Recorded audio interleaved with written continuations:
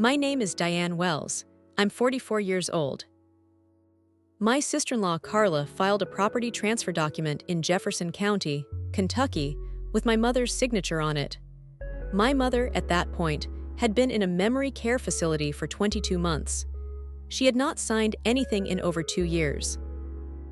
The signature on the document looked close. It looked real. It would have passed a casual glance. What it couldn't survive was 14 years of Christmas cards, birthday cards, and Mother's Day notes that I had kept in a shoebox in my bedroom closet. 14 years of my mother's real signature, documented and dated, for a forensic document examiner to work with. Before I tell you what that examiner found, subscribe, hit like, and tell us from where you are watching this video, and let's go back to the house on Maple Street. The house at 312 Maple Street in Louisville's Crescent Hill neighborhood was built in 1893. It had, by the time my parents purchased it in 1988, survived 3 ownership changes, 1 significant fire in the kitchen wing, and approximately 40 years of being used as a rental property by a landlord whose maintenance philosophy could be described as aggressive neglect. My parents bought it for reasons that made no financial sense and were entirely emotional, which was characteristic of both of them. My mother, Patricia Wells, was an art history teacher at a private school in Louisville who had a specific and deeply felt response to old things. Not sentimental, not nostalgic, but the particular reverence of someone who understands that an object that has lasted 100 years contains within it the decisions and efforts of everyone who kept it going. My father, Gene, was a contractor who looked at the house and said, "This is fixable." That was high praise from Gene. That was his version of love. They spent 12 years restoring it. This is not a metaphor, it is a literal description of what they did. The kitchen wing was rebuilt from the original framing. The original chestnut woodwork, which the previous owners had painted over, a decision my father discussed with the kind of controlled fury he reserved for serious structural problems, was stripped and restored. The wraparound porch was rebuilt board by board. The original beveled glass windows, which had survived everything, were cleaned and reframed. By the time I was in high school, 312 Maple was the house that neighbors used as a reference point. Turn left at the Victorian with the porch, the one that's been restored. My mother had hung a window box of trailing plants on the front porch railing. My father had painted the door a specific deep green that he had mixed himself. The house had a presence. It was a house that had been loved back to itself. My brother Philip, who is 4 years older than me, grew up in it the same way I did. We went to school from it. We came home to it. It was the fixed point of our childhood in the way that fixed points are only understood later, in retrospect, when you have other reference points to compare it to. Philip moved to Indianapolis after college. He married Carla in 2005. I am going to tell you about Carla. My father died in 2014, quickly, a car accident on 264 in the early winter. My mother was 62. She was devastated in the specific quiet way of people whose entire adult life has been organized around a partnership. She stayed in the house, because the house was not just a house but the 12 years of their project together, the thing they had done with their hands and their attention and their love. She stayed until 2019. In 2019, she was diagnosed with early-stage Alzheimer's. She was 67 years old. I am going to tell you about what happened next. My parents were, in the sense that matters for this story, a unit. Not in the way of 2 people who have merged until neither is separately visible, but in the way of 2 people who have worked alongside each other for so long that their separate competencies have become one integrated thing. My mother knowing what could be preserved, my father knowing how to preserve it, both of them applying their different knowledge to the same purpose. The Victorian was the most visible expression of that, but it was in all of it. The garden that my mother designed and my father built the beds for. The furniture they had found at estate sales and my father had repaired and my mother had reupholstered. The bookshelves that lined the dining room, arranged by my mother's system, built by my father's hands. After he died, she did not dismantle any of it. She kept the books in their places. She used his tools when something needed fixing, learned what she needed to learn from YouTube, and from Jean's old contractor friends who still came by because they had liked him. She maintained the house with the same commitment they had applied to it together. She also did something I did not know about until after she was in the memory care facility. She updated her estate documents in 2015, the year after Jean died. She went to an attorney named Warren Kessler, who had handled the original house purchase in 1988. She had a new will drawn up. She had a power of attorney document prepared. She had a medical directive. In these documents, she named me, Diane, as her primary agent in all matters. She named Philip as secondary. She told Warren Kessler that she did not want to name Carla in any capacity. Warren Kessler told me this in 2021. He told me he had retained copies of everything. My mother did not tell me she had done any of this. She was not a woman who discussed her practical arrangements. She did them and trusted they were done. This was, ultimately, the thing that protected the house, but we had a long way to go before that protection could be invoked. Carla Ostroff married Philip Wells in 2005, in a ceremony that I attended as maid of honor, and that I remember as pleasant, unremarkable, and characterized by the specific forward energy of two people who are very sure about what they want. What Carla wanted, I understood over time, was not simply a husband but a position. She was the kind of person who organized social situations with the same thoroughness she brought to her career.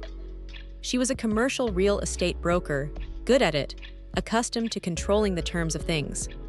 When she arrived in a room, she quickly understood who the relevant people were and oriented herself toward them.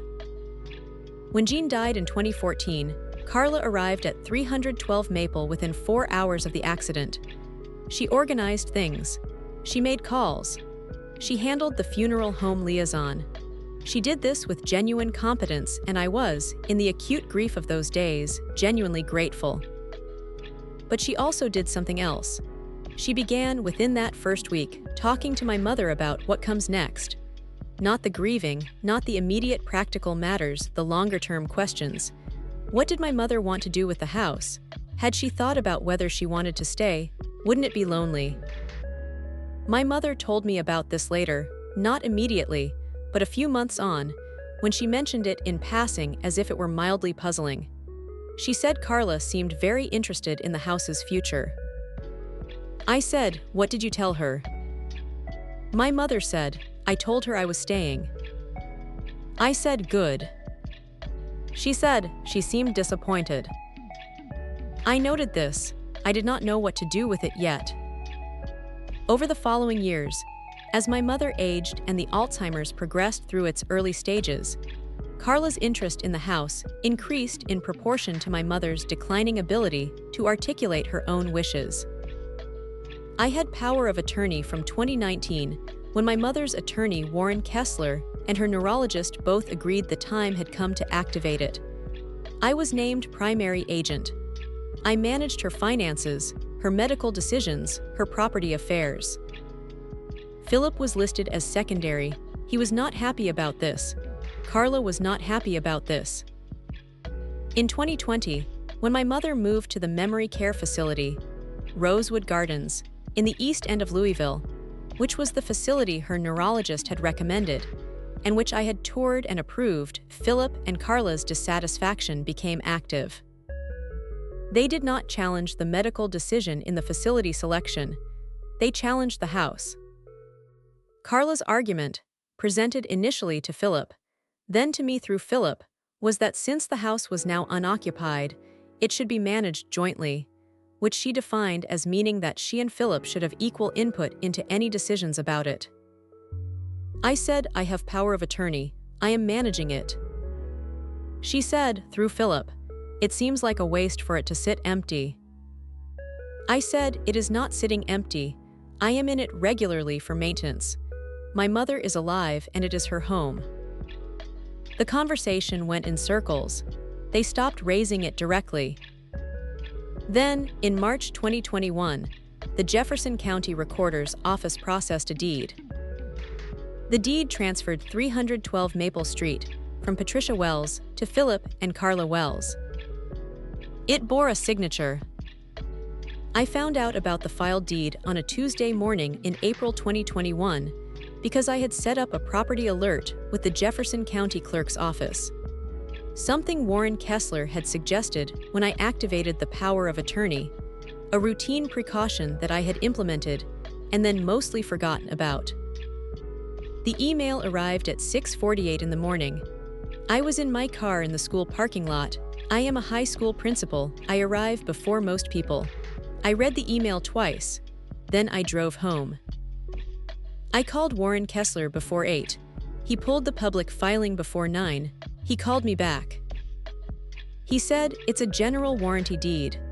Transfer from Patricia Wells to Philip Allen Wells and Carla Ostroff Wells, dated March 15, 2021. It's been recorded." I said, "She's been in memory care since November 2019. She hasn't signed anything." He said, "The signature on this deed disagrees." I said, "That signature is not hers." He was quiet for a moment. He said, "I have her signature from the 2015 documents. You should get me any other samples you have." I thought about the shoebox in my bedroom closet.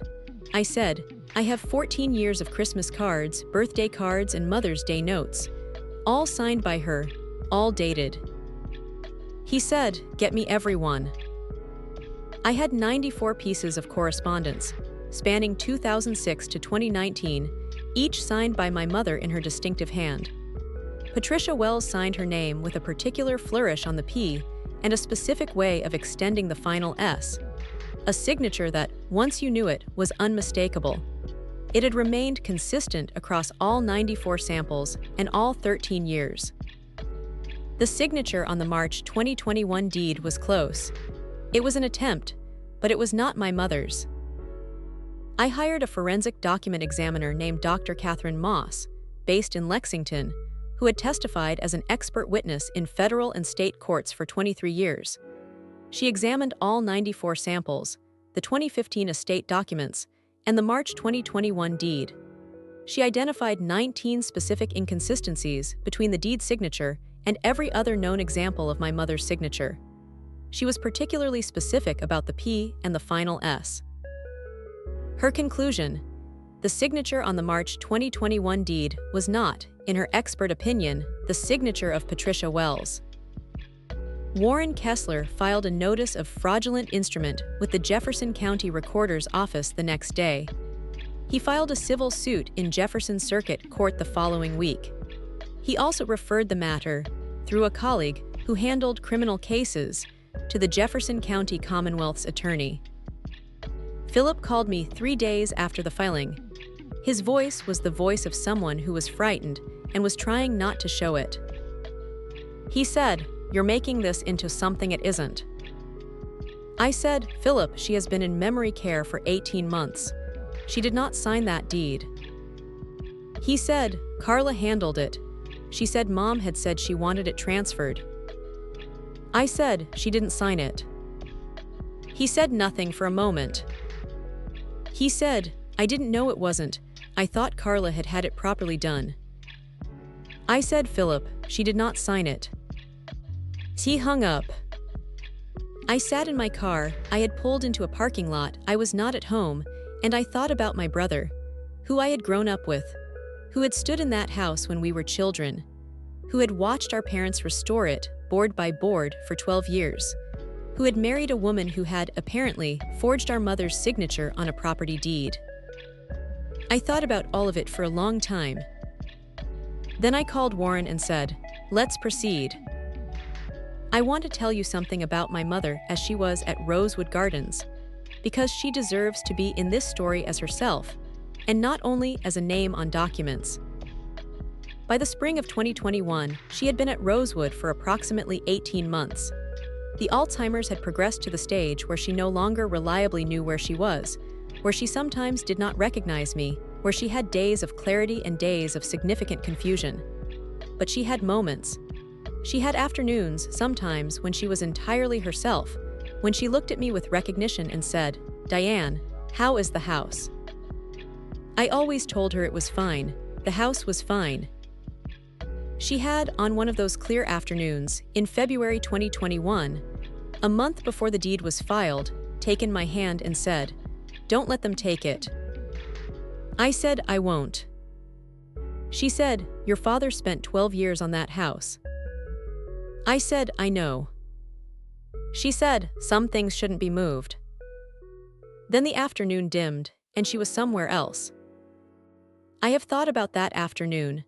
I do not know whether she had any specific premonition of what Carla was planning. I think she was speaking, in the way she sometimes did in those clear moments, from some deeper place than conscious knowledge, the place where things that matter most are stored separately from the ordinary memory that was leaving her. She knew, in some fundamental way, that the house was at risk. She had known it for long enough to tell Warren Kessler in 2015 that she did not want Carla named in anything. She trusted me. I was not going to fail that trust. After the deed was discovered and Warren filed, Philip and Carla made a specific countermove that I had not anticipated.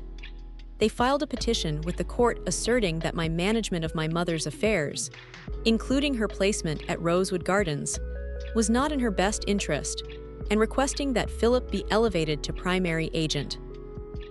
The implication was clear. If they controlled the power of attorney, they controlled decisions about the house. This petition required response.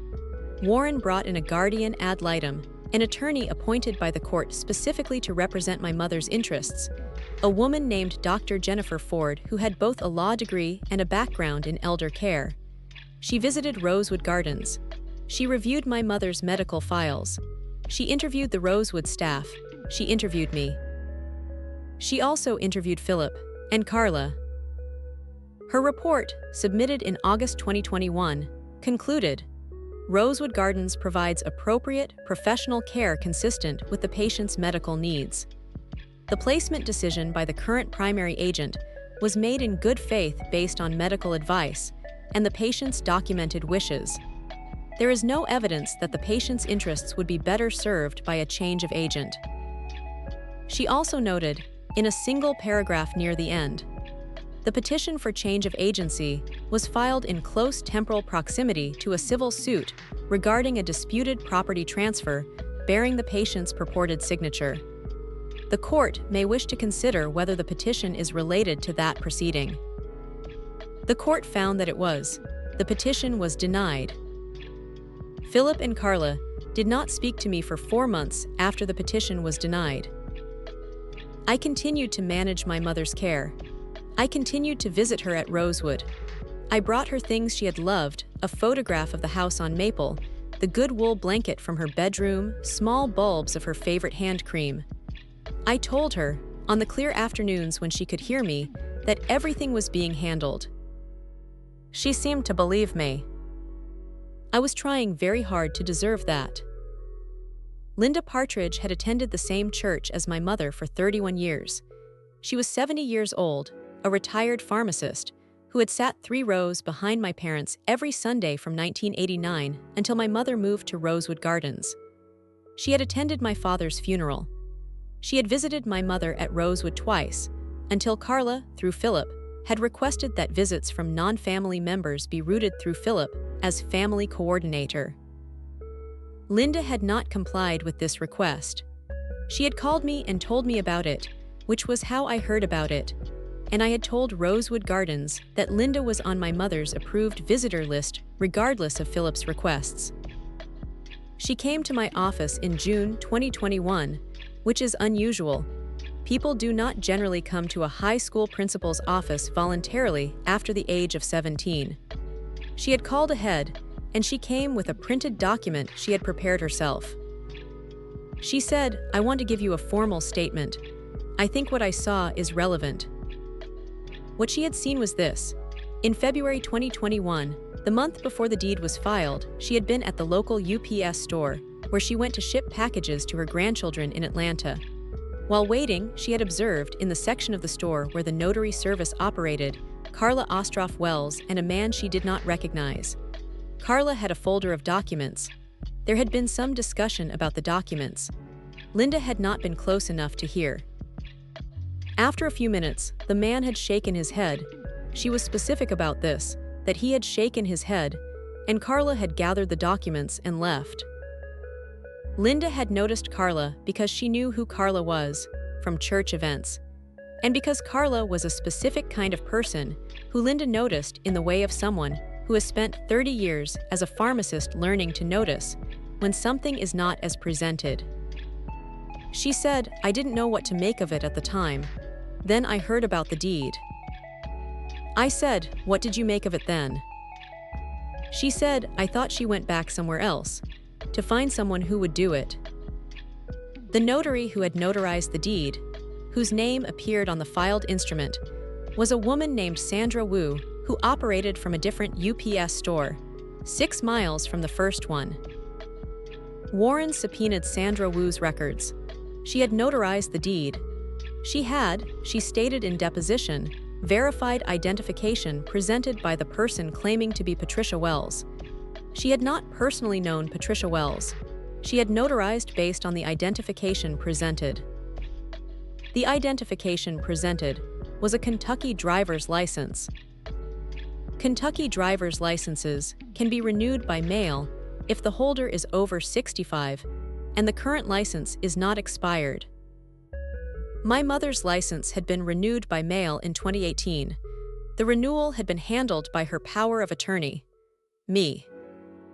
But the original application had been filed in my mother's name. The documentation, which Warren obtained through a subpoena to the Kentucky Transportation Cabinet, showed that the renewal application had been processed, but that the mailing address for the renewed license had been updated from my mother's address to Philip and Carla's Indianapolis address 2 months before the deed was filed. Someone had changed where the renewed license was mailed. That someone had then used that license to present as Patricia Wells at a notary's office. Warren filed this with the Commonwealth's attorney. He also called me. He said, "I think we have everything we need for the criminal case." I said, "What about the civil case?" He said, "We have more than enough. The forensic analysis alone is sufficient. Everything else is weight." He said, "Diane, I want to be direct with you. This is going to be handled." I believed him. Linda Partridge, in the hearing room, was exactly who she was at my office. Clear, undemonstrative, specific. When Carla's attorney tried to suggest that she might be misremembering the encounter at the UPS store, she said, "I have been a pharmacist for 30 years. I am trained to remember details about people and their behavior in professional interactions. I remember what I saw." That was sufficient. My mother had her last clear Christmas in 2020. I want to tell you about it before the litigation takes over the rest of the story. I brought a small tree to Rosewood Gardens on December 22nd. Not a big tree, the rooms weren't large, but one of the real ones, a Fraser fir, because my mother had always said that the smell was the point, and a plastic tree had no smell. I got special dispensation from the facility director because I was not technically allowed to have live trees in the rooms, and the director, a woman named Nancy who had known my mother since her admission, said, "Let's just say I didn't notice." I decorated it with ornaments I had brought from the house on Maple, not all of them, just the ones I knew my mother would recognize. The blown glass cardinal that had been on every tree since I was small. The wooden star that my father had made in 1992 from a piece of the chestnut woodwork they'd salvaged during the renovation. The silver bells that had belonged to my mother's mother. She recognized all of them. On that afternoon, in that room, she was almost entirely herself. She looked at the wooden star for a long time. She said, "Your father made that?" I said, "Yes." She said, "He made it from the wood in the kitchen wing. The piece that didn't fit anywhere." I said, "Yes." He said it was too good to throw away. She said he was right. We had Christmas music on her small speaker. The Rosewood staff had set it up. Old recordings, the ones she had played in the house on Maple since I was a child. She hummed along to some of them. She did not know all the words anymore, but she knew the shape of the music. She said at one point, looking at the tree, "Is the house all right?" I said, "The house is fine. I've been in it. Everything is good." She said, "The porch." I said, "The porch is fine." She said, "Your father painted that porch 3 times before he got the color right." I said, "I remember." She said the 3rd time was the right one. He said, "This is it," and it was. She was quiet for a moment. Then she said, "Diane, don't let anyone make you doubt what something is worth." I said, "I won't." She said, "Some people don't know what things are worth until they're gone." I thought about Philip and Carla. I thought about Carla in a UPS store with a folder of documents. I thought about the deed that had not yet been filed. This was December 2020. It would be filed in March. But I did not know that then. I just sat with my mother and listened to Christmas music in a small room in Louisville with a Fraser fir and a wooden star made from salvaged chestnut. The last clear Christmas. I keep it carefully. Warren Kessler filed the civil suit on April 28, 2021. He was 63 years old, had practiced law in Louisville for 38 years, and had the particular unhurried confidence of someone who has been doing one specific thing for a very long time and knows exactly how it works. He filed on 4 grounds. First, the deed was void ab initio null from the beginning because the grantor lacked legal capacity to execute it and was represented by a designated power of attorney whose authority it violated. Second, the signature was fraudulent, as established by forensic analysis. Third, the driver's license used to fraudulently notarize the deed had been obtained by manipulating a state administrative process to redirect the document. Fourth, the conduct constituted elder financial exploitation under Kentucky Revised Statutes, Chapter 209A. The criminal referral, which Warren's colleague handled, went to the Commonwealth's attorney's office simultaneously. The Commonwealth's attorney assigned it to an assistant prosecutor named Marcus Webb, who was, by Warren's description, thorough and not inclined to let things slip. Philip and Carla retained an attorney named Howard Blum from Indianapolis. Blum was expensive and assertive, and in Warren's assessment, very good at procedural delay. The civil case proceeded through what Warren called the paperwork phase, motions, discovery requests, depositions, from May through November 2021. Each procedural filing by Blum was met by Warren with a response that was shorter, more precise, and more directly connected to the evidence. In November 2021, Dr. Moss, the forensic document examiner, submitted her complete report with all 19 identified inconsistencies documented in a 40-page technical analysis.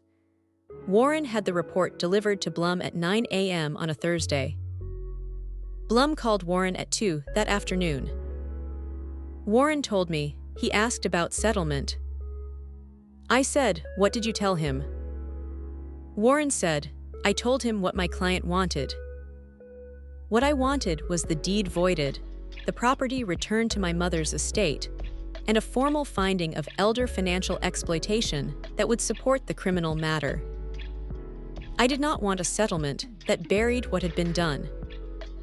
Warren told Blum, "My client is not interested in a quiet resolution. She wants this on the record." Blum went back to his clients. The hearing was scheduled for February 2022. Dr. Catherine Moss had been testifying as a forensic document expert for 23 years. She had appeared in federal court, state court, and administrative proceedings in 17 states. She had a doctorate in question document examination from a program that no longer exists because the field had evolved past the need for it, and she had spent the past 2 decades applying that knowledge in cases that generally involved people who had done things to documents that documents are not supposed to have done to them.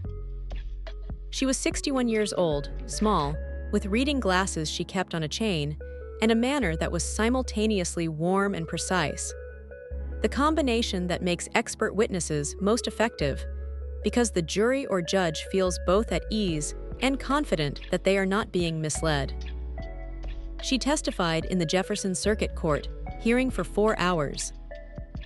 She began by explaining, for the court's benefit, the methodology of question document examination, how known samples are compared to disputed documents, what specific elements are analyzed, what level of consistency constitutes a match, and what level constitutes a discrepancy, how results are categorized.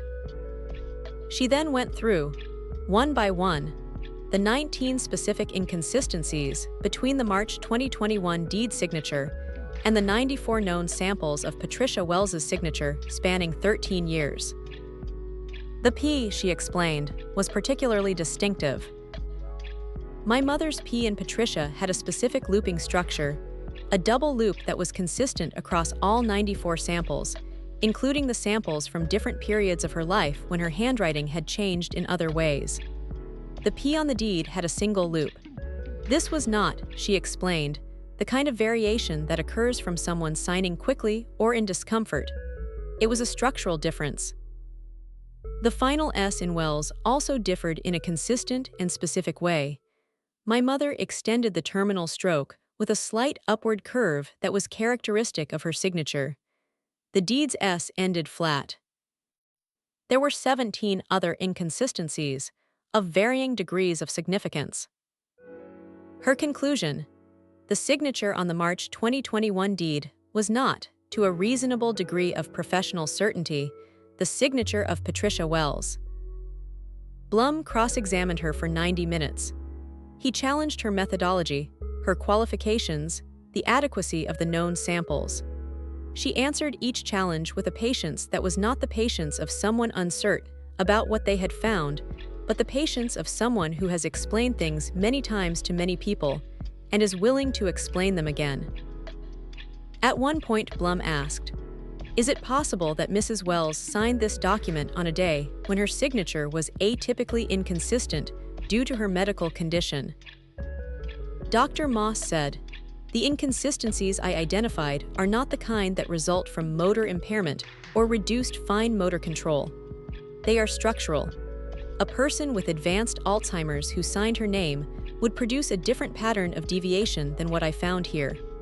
What I found suggests an attempt at reproduction rather than organic variation." Blum said, "You're saying someone tried to copy her signature?"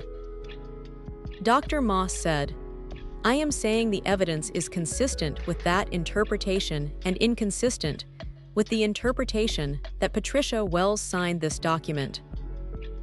That answer was the turning point of the hearing. I sat in the gallery and I thought about the shoebox. I thought about every Christmas card and birthday card and Mother's Day note I had kept because my mother had written in them and I hadn't wanted to throw them away. I had not kept them to use as evidence. I had kept them because I loved her. But they had turned out to be exactly what we needed. The period between filing in April 2021 and the hearing in February 2022 was 10 months.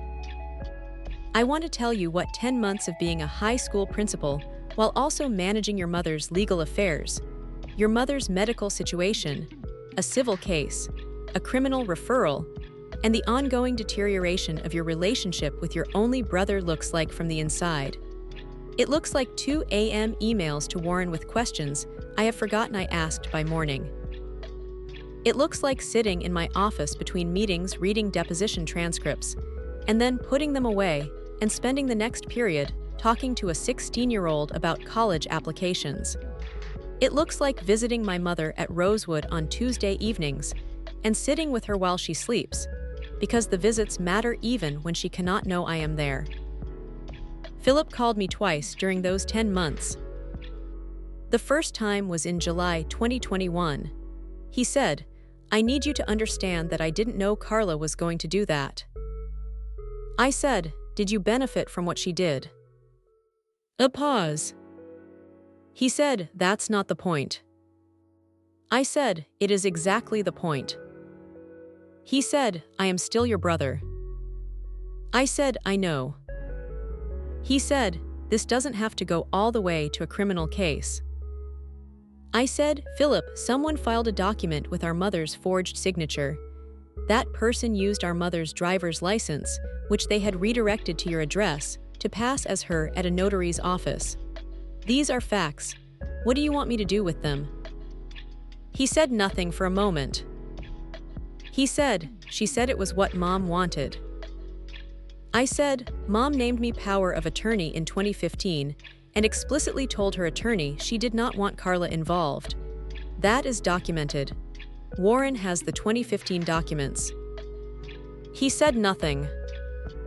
I said, I am trying to protect our mother's home, the home Dad spent 12 years on, the home where we grew up. He said, I know. I said, then let this proceed. Let the truth be on the record.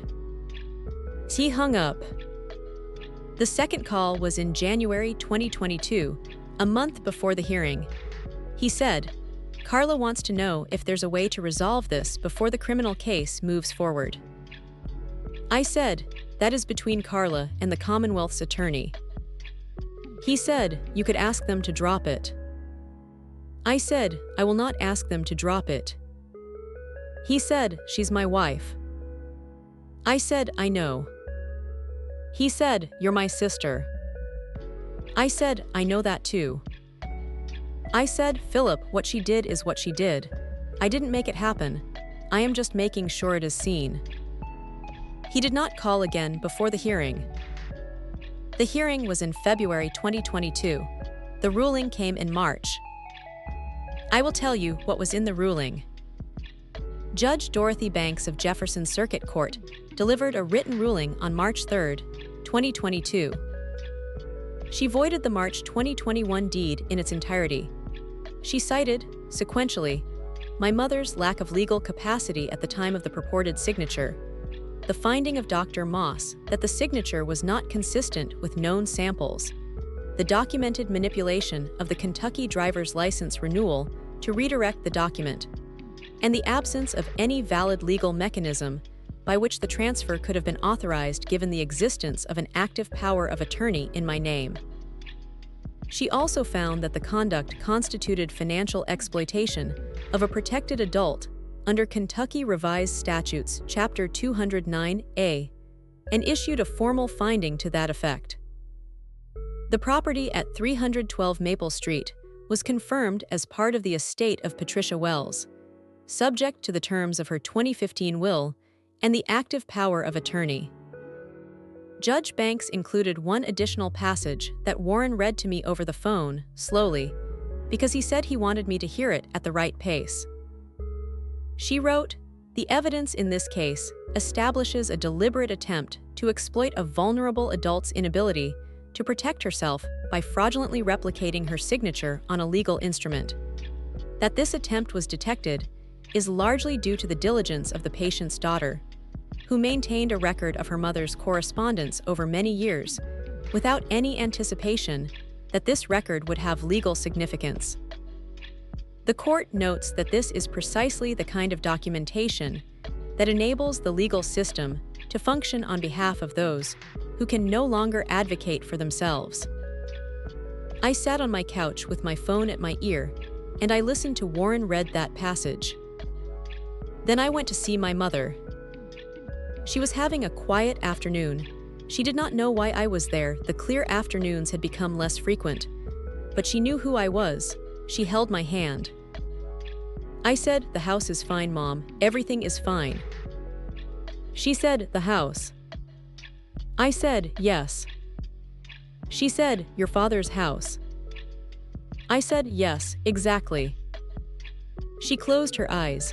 I sat next to her for a long time. As for the criminal matter, Carla Ostroff Wells was charged in Jefferson District Court in September 2022 with forgery in the second degree and financial exploitation of a vulnerable adult. She entered a guilty plea in January 2023 and received a sentence of 2 years probation and a civil judgment requiring restitution of costs. Philip divorced her in March 2023.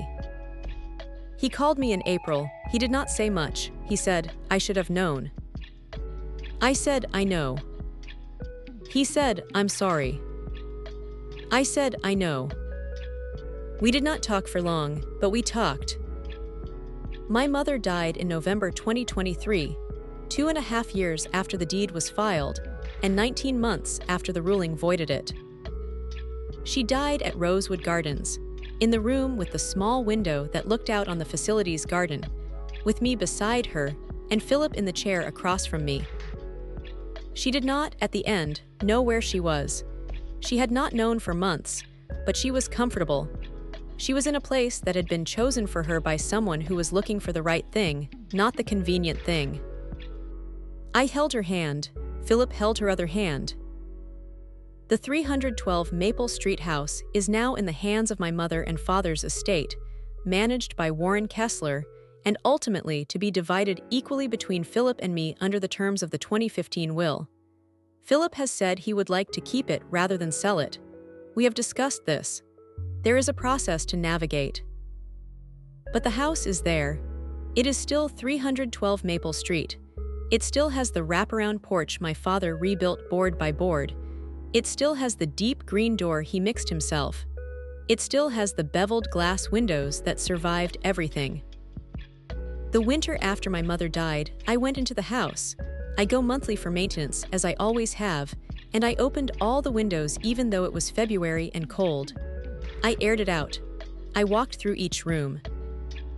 The chestnut woodwork in the dining room, the bookshelves, the garden my mother designed and my father built the beds for, all of it exactly as they had left it, exactly as they had made it together over 12 years of intention and effort. I stood in the front hall and I thought about my father saying, of the third coat of porch paint, "This is it." It was. It still is. There is a specific time of day on the porch at 312 Maple Street that I have been sitting in my whole life. Late afternoon, when the light comes at a low angle through the sugar maples on the street and falls across the porch in long stripes. My mother had planted a window box of trailing petunias along the railing in the early years, then switched to geraniums, then to a series of things that the Louisville winters kept taking out, until she found a trailing sedum that seemed to tolerate the cold. The sedum is still there. I kept it watered. My father built the porch swing that hangs at the south end. He built it in 1995 from a kit. He told us, because he could not figure out how to build one from scratch in kits, he said, were what you used when something was too important to experiment with. He always hung a chain that was slightly too long, so the swing moved differently than most porch swings, a little lower, a little deeper, with a particular rhythm that I have never encountered anywhere else. I sit on that swing when I come to the house now. I bring a coffee. I sit for a while. I look at the street that has changed in 35 years and the house that has not, in the ways that matter. The last time I was there before writing this, in the early spring, the sugar maples were just beginning, and the porch smelled of mud and new growth the way it always does in late March in Louisville. I could hear the street. I could see Mrs. Lambert's house across the way, which had belonged to someone else when I was a child, and before that someone else again, the neighborhood turning over in the way of neighborhoods while some things stay. My parents' house stayed, because they cared for it. Because 14 years of Christmas cards were in a shoebox in my closet. Because my mother told Warren Kessler in 2015 that she trusted me. I swing on that swing and I think she was right to trust me. I did not let them take it. I kept it exactly what it was. If you're still with me, thank you. The practical thing I need to say, if you are the caretaker of a parent with dementia or cognitive decline, get the estate documents in order early. A durable power of attorney, activated while they still have sufficient capacity to execute it, is the legal instrument that allows you to protect them when they can no longer protect themselves. Without it, the law leaves a gap that other people can fill. Get documents, get copies, keep records. My 94 Christmas cards, which I kept for love, not strategy, were the foundation of a forensic analysis that proved what happened. Keep the letters, keep the cards, keep whatever is written in someone's hand. You may never need it, but if you do, you will be glad you have it. Subscribe if this story mattered to you. Leave yours in the comments. Thank you for being here.